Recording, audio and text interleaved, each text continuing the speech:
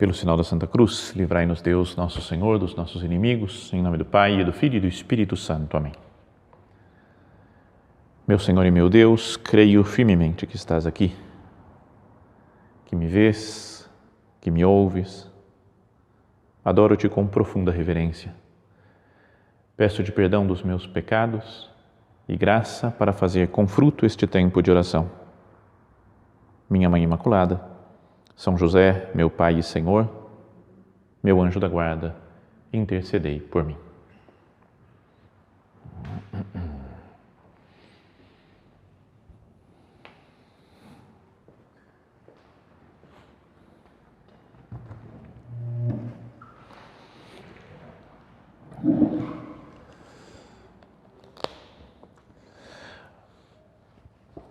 Vamos falar hoje sobre mais um personagem desconhecido da história, né, da história da salvação, daqueles personagens que estamos seguindo assim, ao longo das páginas do Antigo Testamento. Primeiro, queria começar com um personagem mais conhecido, que é o profeta Eliseu. Então a gente lembra, né, talvez quem já leu a Bíblia, leu o Antigo Testamento, ou mesmo por simplesmente prestar atenção na primeira leitura da missa, nos domingos, por exemplo, já ouviu falar muito do profeta Elias. Ele até aparece no Novo Testamento, né, junto com Moisés, no alto do Monte da Transfiguração, quando Jesus se transfigura.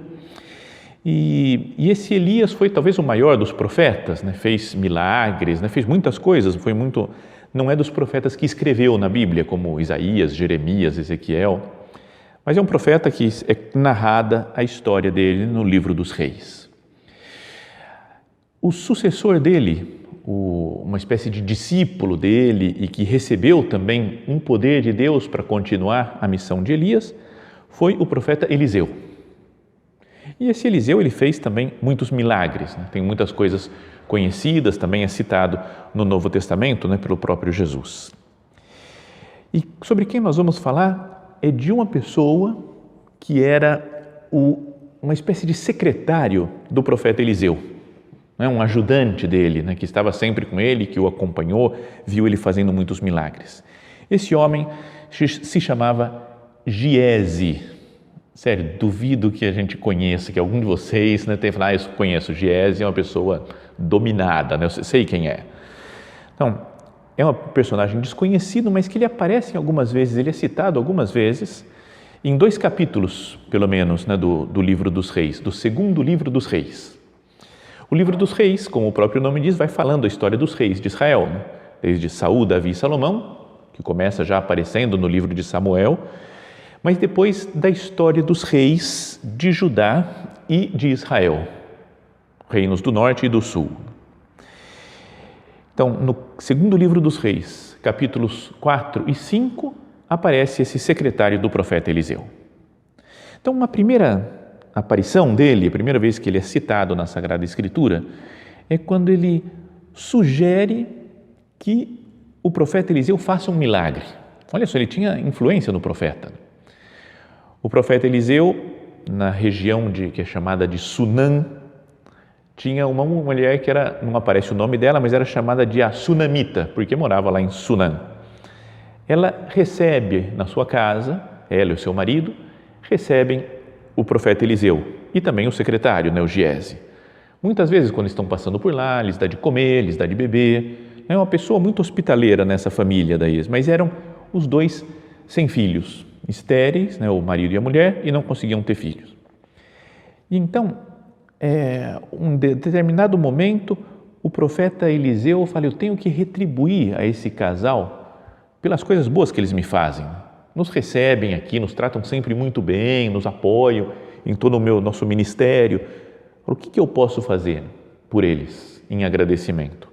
E o Giese entra na história aqui e fala, profeta Eliseu, por que você não dá uma bênção e faz um milagre para que essa mulher tenha um filho?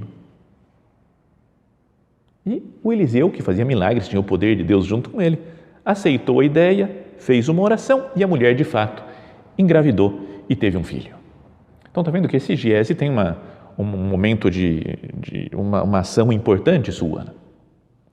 Depois, o tempo vai passando, esse menino cresce e com o passar do tempo ele fica doente e morre.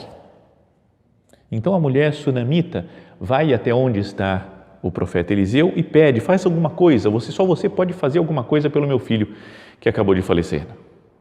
Então, num primeiro momento, o Eliseu dá o bastão dele para o Giese e fala, vai lá e ressuscita o menino com o meu bastão. Então o Giese vai até a casa da sunamita e nada, não consegue, não resolveu o problema. Mistérios, né, que a gente não consegue explicar tudo. Talvez por uma falta de fé dele. E então, logo depois chega o profeta Eliseu, tira todo mundo do quarto, faz todas umas orações, uma série de pedidos lá para Deus e ressuscita o menino. Então, essa é um momento de primeira participação boa na história, podíamos dizer, do Giese, mesmo que tenha demonstrado já um pouco de falta de fé. A leitura da Sagrada Escritura continua e Eliseu vai fazendo muitos outros milagres e o Giese sempre do lado dele como testemunha das ações miraculosas que ele realiza pelo poder de Deus. Por exemplo, em um determinado momento, falam que as pessoas estavam reunidas, alguém achou umas ervas lá, que falou, vamos cozinhar isso daqui, vamos comer essas ervas que são boas para alimentação. Começaram a comer e viram que tinha veneno. E o pessoal ficou super mal, podia morrer. Então o Eliseu falou, coloca farinha, não sei que tipo de farinha que era, mas colocou farinha, misturou com a comida e aquela farinha ressuscitou praticamente todo mundo, né? Ficou todo mundo bem outra vez. E o Giese lá com ele, vendo esses milagres. Depois, em outro momento, chega um homem com uns pães que tinha feito, apresenta para o Eliseu e fala, vamos distribuir para essas pessoas aqui um monte. Talvez não me lembro quantas pessoas são que aparecem na Sagrada Escritura, mas muita gente para comer poucos pães, como até um prenúncio da multiplicação dos pães de Jesus. E o Giese fala, não, mas mestre, isso daqui, como é que a gente vai fazer? Não dá tudo isso de pão? Ele falou, tem fé, vamos distribuindo os pães. E foi distribuindo e conseguiu alimentar uma grande multidão. Bom, é isso que eu queria que nós começássemos, a pensar na figura desse homem, o Giese, que viu com seus olhos muitos milagres operados por Deus. Para que assim a gente já comece a nossa oração pensando no nosso caso pessoal, eu também, cada um de nós pode falar quantas coisas maravilhosas Deus fez já na minha vida, na vida da minha família, ou escutei de milagres que Ele fez por aí ao longo da história do cristianismo. E às vezes, com os nossos próprios olhos, vimos verdadeiros milagres acontecendo. Milagres, sei lá, físicos, milagres de saúde, ou milagres espirituais de conversão de pessoas. Bom, então, essa é a situação do Giese. Mas depois vem um momento ruim da sua vida. É quando acontece aquela história famosa do Naamã, o sírio. Lembram que era um homem que tinha lepra, era um chefe do exército lá da Síria, e ele tinha lepra. Era um grande homem, um guerreiro, e uma das escravas lá que tinha no palácio, onde ele morava, era de Israel, e falou, em Israel tem um profeta que pode curar o senhor. Então ele foi até lá, com cartas de recomendação, chegou até o profeta Eliseu, e o Eliseu falou aquilo, nem saiu para cumprimentar o Naamã, o sírio, mas falou, vai e lava-te 7 vezes no Rio Jordão. E o homem, a gente conhece a história, ficou louco, nervoso, essa passagem da Escritura aparece nas leituras das missas, E ele ficou nervoso, falou, na minha terra tem rios muito melhores do que esse Jordão, que é uma porcaria, porque pensei que ele ia invocar o seu Deus, ia sair, eu ia ficar curado, me manda lavar 7 vezes, não tem nada a ver isso. E os seus servos lá falam, mas se ele te mandasse uma coisa difícil, o senhor não faria também? Então, faz isso.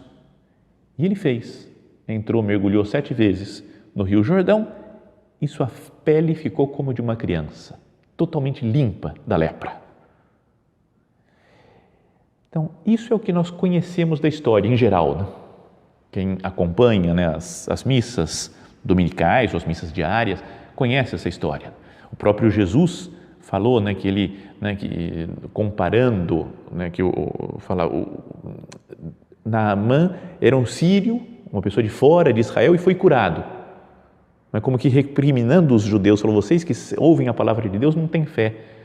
Deus tem que fazer milagres nos povos de fora, né? Porque vocês não têm fé. Como foi com Naamã, o sírio. Até aí a gente conhece, mas a história continua.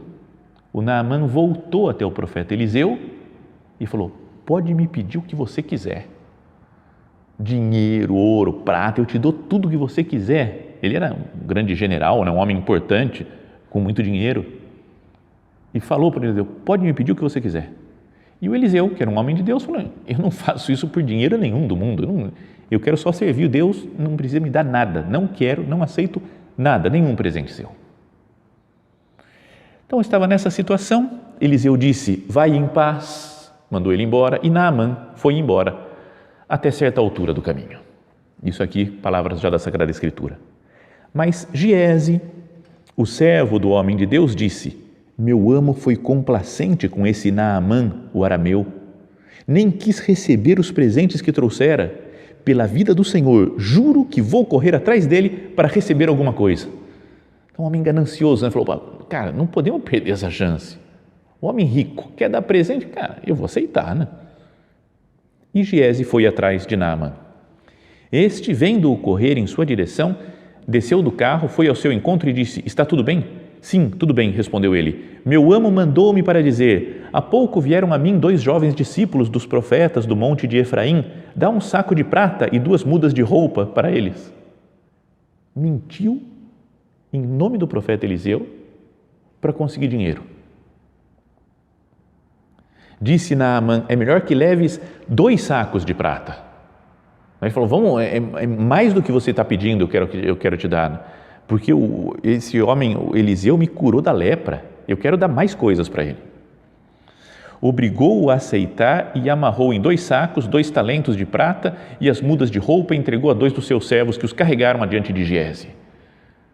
Chegando à colina, tomou a carga de suas mãos e aguardou em casa, despediu os homens e eles se foram. Então, ficou na casa dele com todo o dinheiro que era para, supostamente, esses homens que tinham chegado, os profetas aí, que ele tinha mentido, e ficou com o dinheiro. Então, ele entrou e apresentou-se ao seu amo, Eliseu, que lhe disse, de onde vens, Giese? E ele respondeu, teu servo não foi a lugar nenhum. Mentiu para o seu senhor, que era o profeta Eliseu. Mas Eliseu retrucou, acaso não estava meu espírito presente quando um homem desceu do seu carro para ir ao teu encontro? Será esta a ocasião de obteres prata e receberes vestes, olivais, vinhas, ovelhas, bois, servos e servas? Então, por um poder de Deus, o Eliseu tinha visto aquela cena, viu o que o Giese tinha aprontado, viu que tinha mentido, que tinha conseguido todo esse dinheiro, essa quantidade de prata. E aí vem uma frase dura, né, dessas assustadoras do Antigo Testamento. A lepra de Naamã, disse Eliseu, se pegará a ti e a tua descendência para sempre. Forte, né, como rogar praga, assim, você vai ficar com lepra. E ele saiu da presença dele, branco de lepra como a neve. Ficou leproso o Giese naquele momento. Bom, ele ainda aparece mais uma vez citado, mas já com não tanta importância quanto essa história que queria que nós meditássemos. Então, vamos pensar no personagem de hoje, Giese. Suas virtudes. É um homem que serviu o profeta Eliseu por um tempo, deu ideia até de coisas que ele poderia fazer, de milagres, de serviço aos outros, aquela mulher sunamita, conseguiu um filho para ela. Um homem prático, decidido para fazer as coisas, resolvia os problemas, prático até no seu roubo, né? Teve a ideia, foi lá, falou com esse, falou com aquele, enganou o mestre. Essas são suas virtudes, mas os defeitos. Primeiro, talvez já podíamos perceber naquela falta de fé, por não ter conseguido ressuscitar o menino com o poder que o Eliseu tinha lhe dado. A ganância, sobretudo, o desejo de dinheiro, de posses materiais e a deslealdade com o profeta Eliseu, que era o seu senhor, e ele é desleal, ele mente para alcançar suas finalidades. Então, fazendo a nossa oração, agora trazendo, para o dia de hoje, para a nossa situação atual, essa história que é palavra de Deus também, que está na Sagrada Escritura, podíamos nos perguntar, Senhor, como que esses acontecimentos desse homem tão desconhecido, tão do passado, podem influenciar na minha vida de hoje? Que lição que eu posso tirar para a minha vida pessoal? Então, podíamos falar que esse homem, mesmo vendo milagres, mesmo ajudando na realização desses milagres, deixou que o seu coração se corrompesse por outras finalidades, por dinheiro, por bens, por posses materiais. É uma espécie de Judas. Não podemos ver aqui nessa cena dele, do Giese, quase que um exemplar anterior do Judas, que era quem guardava a bolsa também e roubava o que lançavam nela, a bolsa de dinheiro daquela comunidade dos primeiros dos apóstolos. Era um homem, Judas, que também tinha visto milagres que Jesus tinha feito na frente dele. Judas tinha talvez até ele mesmo realizado milagres, Lembra quando Jesus os manda de 2 em 2, pelas cidades da Palestina, lá para pregar a palavra de Deus? E eles falavam, até os demônios se submetem, Judas viu milagres, fez milagres e estava preocupado com o dinheiro, com a ganância. O Giese é a mesma coisa. Tem aí um desvio no amor. Um desvio no amor. Será que nós não percebemos claramente isso? Se esse Giese tivesse o coração em Deus, ou o coração no seu Senhor, o profeta Eliseu, não teria feito isso. Não teria trapaceado, enganado, mentido para conseguir dinheiro. Judas, a mesma coisa. E nós? Perdão, Senhor, pelas vezes que, em vez de ter o coração e a cabeça em você, meu Deus, nas suas obras, eu coloco o coração em mim mesmo, nas coisas que eu posso conseguir, nas coisas que eu posso lucrar, nos bens que eu quero alcançar. Todo pecado, podíamos dizer que é um desvio do amor. Em vez de estar com o amor, cabeça e coração centrados em quem tem que estar, em Deus e nas suas obras, o pecador, ele desvia a atenção para outras coisas.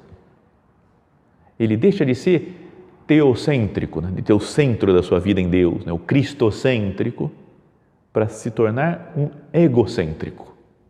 Eu estou no centro da minha vida e quero as coisas para mim, que as pessoas tenham a mim como ponto de referência, que as coisas materiais venham a mim, não a Deus. E isso acaba levando a um prejuízo da própria alma.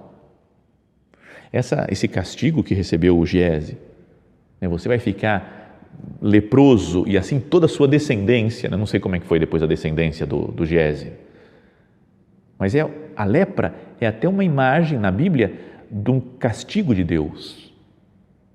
Às vezes a palavra leproso é até traduzida, se pode traduzir como castigado por Deus. É a imagem do castigo de Deus, a alma que fica suja, porque colocou o seu amor nas coisas passageiras, nas coisas materiais, na própria glória. As escolhas erradas da nossa vida, portanto, elas provêm de não olhar para Deus, de focar nas nossas coisas, nos nossos interesses pessoais. Perdão, Senhor, pelas vezes que eu desvio o olhar de você, que eu já não penso mais na sua glória, nas suas obras, nas coisas maravilhosas que nós já vivemos juntos, e passo a olhar para o sucesso que eu posso ter, um sucesso pessoal, para a glória pessoal, para bens materiais. até mesmo olhar a lista dos pecados capitais, né, assim chamados os vícios capitais, nos faz ver com que frequência nós desviamos o nosso olhar, nós fazíamos o papel do Giese, né? Em vez de estar com o seu servo, com o seu senhor, o Eliseu, o profeta, em vez de estar focado em Deus, focou em outra coisa, na sua vida pessoal, egocêntrico. Então, por exemplo, o pecado capital da soberba é quando eu busco a honra e a glória para mim, e não para Deus. Quando coloco a atenção na glória, nas minhas coisas pessoais. Quando eu quero ser reconhecido pelos meus dons, pelos meus talentos, quando eu quero ser aplaudido. Não é que de vez em quando nós desviamos a atenção, essa atenção que deveria ser para Deus, em olhar para Deus, em contemplar Deus nosso Senhor e fazer a sua vontade, as suas obras, nós focamos em nós mesmos. Onde se manifesta, por exemplo, o meu desejo de atenção? Pode ser atenção para a minha beleza, uma soberba mais física, né? A pessoa quer ser admirada pela sua beleza. Ou pela inteligência. Existe, né, uma soberba intelectual grande, né? Só a pessoa que sabe, que responde certo, que está bem informada das coisas.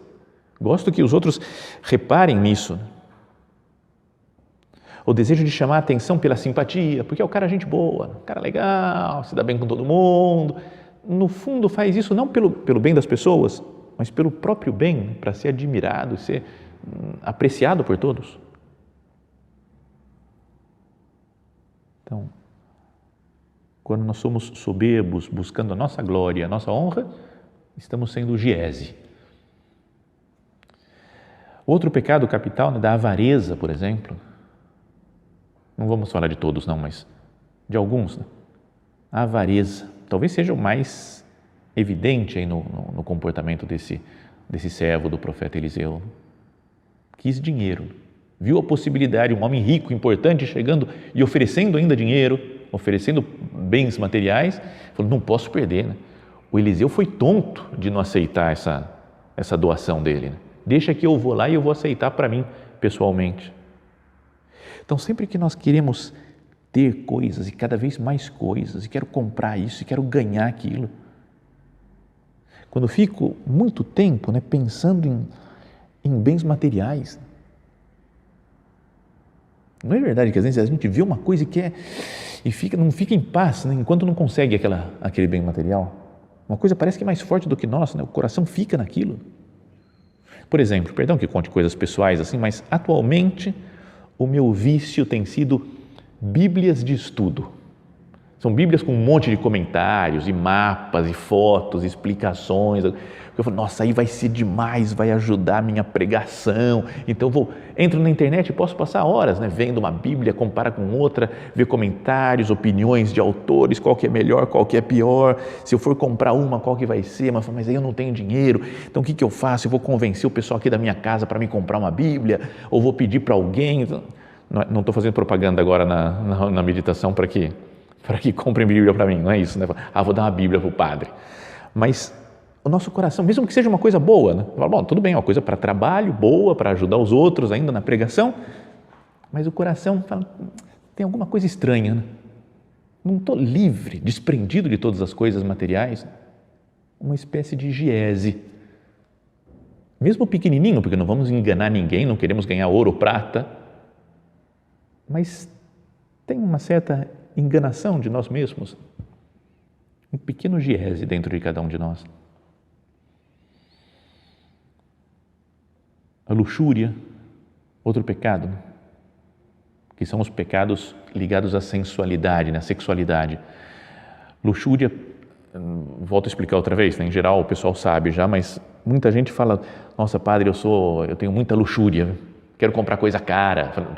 Não é de luxo, não tem nada a ver com luxo. Luxúria são os pecados relativos ao sexo. Então, mas quanta busca de prazer sensual existe na sociedade, né? Não só na sociedade, na nossa vida pessoal também. Esqueço de Deus para procurar um prazer sensual, um consumo de pornografia que tem por aí que cega a pessoa. A pessoa fica cega. Alguém dizia do sequestro da razão. Antes, quando a gente não está com uma tentação, a gente pensa, não, está errado, não vou cair mais nesses pecados, que baixaria isso. Razão perfeitamente, tudo super claro. Mas quando chega a tentação, parece que a razão foi sequestrada. Não funciona mais meu pensamento e me deixo levar por tentações de sensualidade. Não é um Giese que faz isso? Viu o ouro lá brilhando para ele, ou a prata, esqueceu de tudo, esqueceu dos milagres que ele tinha visto. Razão sequestrada.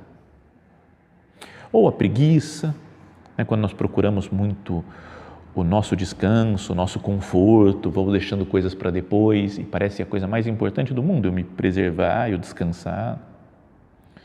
Ou a gula, comidas, bebidas, notícias, quero estar por dentro de tudo, curiosidades. Essas coisas todas, esses pecados que nós caímos,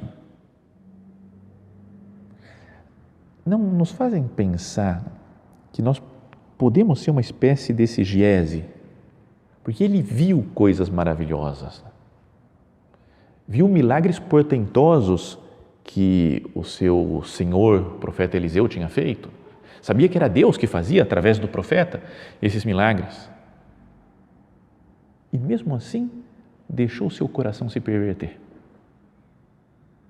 Nós também, mesmo sendo testemunhas de coisas maravilhosas, de milagres, verdadeiros milagres de Deus, mesmo tendo tido os nossos momentos de profunda intimidade com o Senhor, não é? Cada um de nós pense na própria vida, pense nas coisas que, nos momentos de oração em que conversou com Deus mais de perto, em que sentiu mais real a presença de Deus na nossa vida.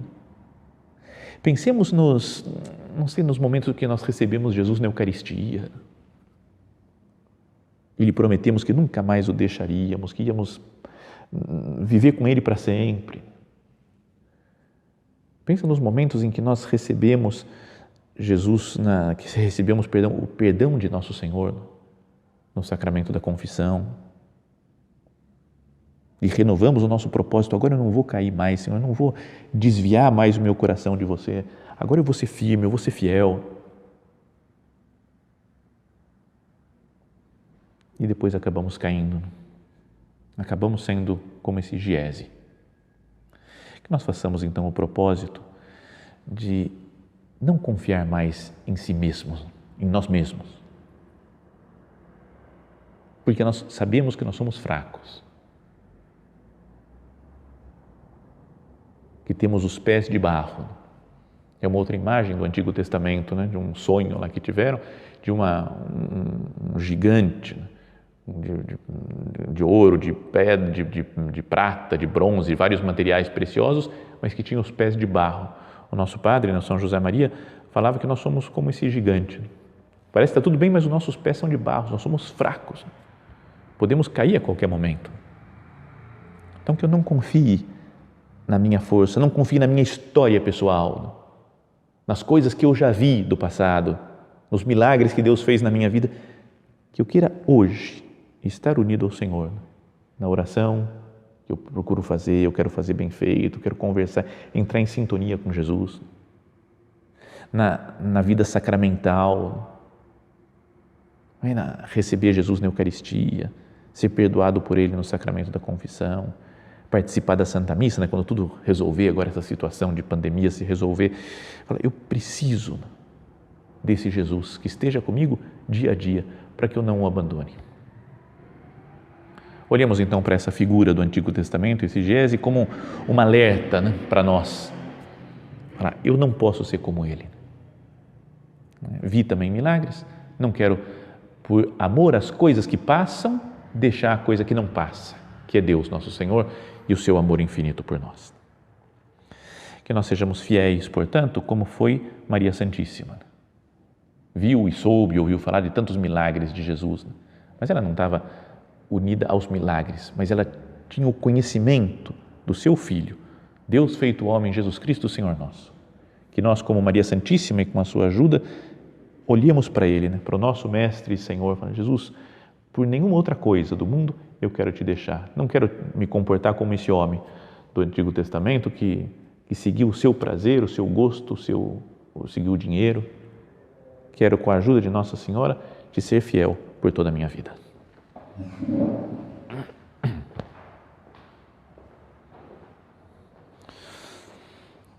Dou-te graças, meu Deus, pelos bons propósitos, afetos e inspirações que me comunicaste nesta meditação. Peço-te ajuda para os pôr em prática. Minha Mãe Imaculada, São José, meu Pai e Senhor, meu anjo da guarda, intercedei por mim.